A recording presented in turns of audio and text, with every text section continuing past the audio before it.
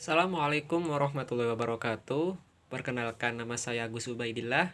Di sini saya akan mencoba menyampaikan materi atau mata kuliah Manajemen Strategik Syariah yang mana diampu oleh Bapak Mitra Zuwana. Dan pada topik kali ini sesuai dengan PowerPoint atau materi yang sudah dibagikan oleh Bapak, saya akan mencoba untuk menjelaskan mengenai materi tersebut.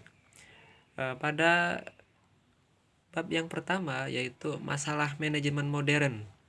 Secara garis besar di sini dibagi menjadi 4, yaitu yang pertama adalah banyak perusahaan yang tidak mengindahkan nilai-nilai norma dan etika, sehingga perusahaan itu melakukan penindasan secara semena-mena pada pihak yang lemah.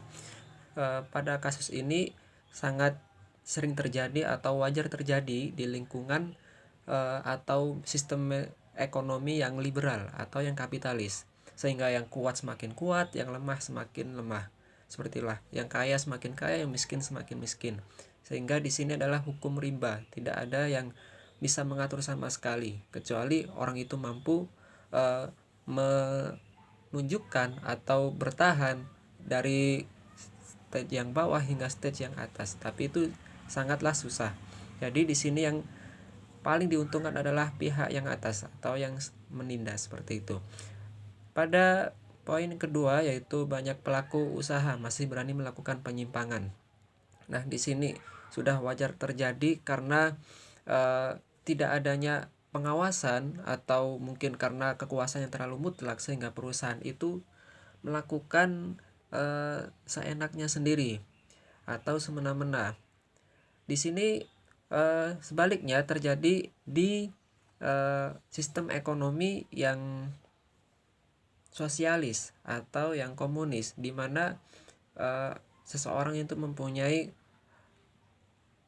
kekuasaan yang penuh sehingga dia itu mempunyai power yang sangat besar dan tidak ada yang bisa mencegahnya. Sehingga ketika dia melakukan nepotisme, korupsi, atau suap menyuap itu hal wajar yang terjadi. Yang ketiga adalah banyak perusahaan atau pelaku usaha saling bersaing. Namun cara bersaingnya itu dengan tidak sehat, dengan persaingan yang tidak wajar, saling menjatuhkan, saling menjegal. Nah, di sini timbul persaingan yang menurut saya itu kontok-kontokan gitu.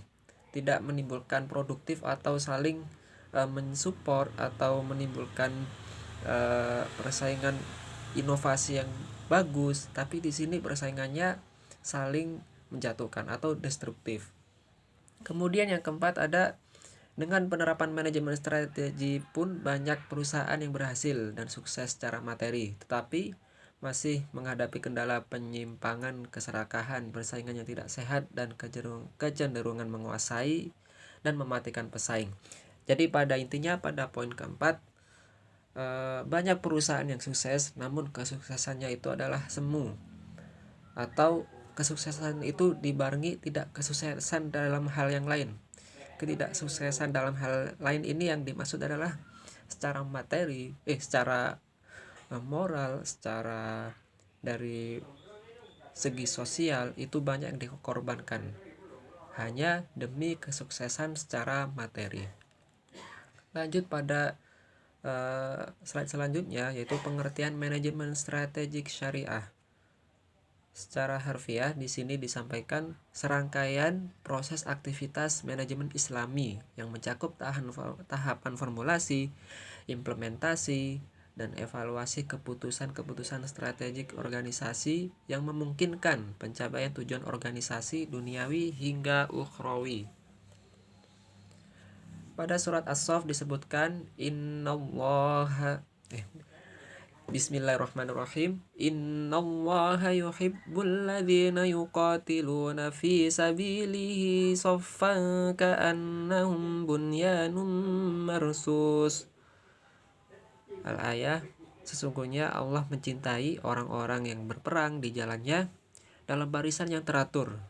Mereka seakan-akan seperti suatu bangunan yang tersusun kokoh.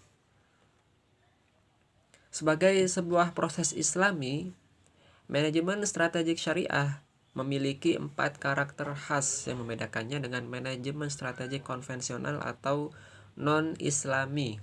Keempatnya adalah karakter yang ditinjau dari aspek-aspek. Yang pertama adalah aspek zuhud, yang kedua orientasi duniawi ukhrawi, yang ketiga motivasi mardhatillah, dan yang terakhir strategi implementasi berbasis syariah.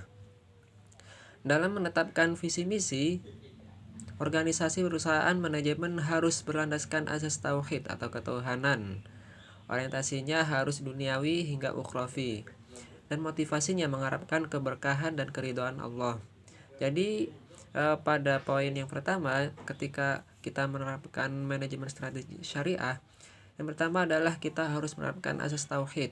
Kita harus dilandasi dengan keimanan bahwa Allah adalah satu-satunya pencipta, satu-satunya zat yang bisa mengawasi kita dan memberikan kita rezeki berkehendak sesuai apa yang dikehendaki olehnya, dan kita tidak punya daya sesuatu apapun. Dan yang kedua, kita harus berorientasi dunia ukhrawi, karena kita tidak hanya hidup di dunia saja, tapi kita juga hidup nanti di akhirat, di mana kita akan dipertanggungjawabkan segala amal perbuatan kita. Jadi tidak serta-merta kita setelah hidup di dunia kita bebas dari jeratan atau sesuai dari apa yang kita perbuat, entah itu kebaikan atau kejahatan. Itu akan dihisab nanti di akhirat. Dan yang terakhir adalah motivasi mengharapkan keberkahan. Jadi bukan hal haram, tapi di sini adalah keridhaan dan keberkahan, di mana kita mengikuti adab-adab yang disesuaikan, yang diatur oleh agama Islam, dan tidak melangkah atau melewati koridor-koridor Islam, kita akan mendapatkan keberkahan dan keridhaan dari Allah Subhanahu wa taala. Dan dampak dari keberkahan ini, perusahaan akan berjalan dengan baik dan pastinya akan menimbulkan tidak terjadi ketimpangan maupun penindasan. Itu insya Allah kalau kita menerapkan dengan motivasi mengharapkan keberkahan atau yang disebut mardhatillah.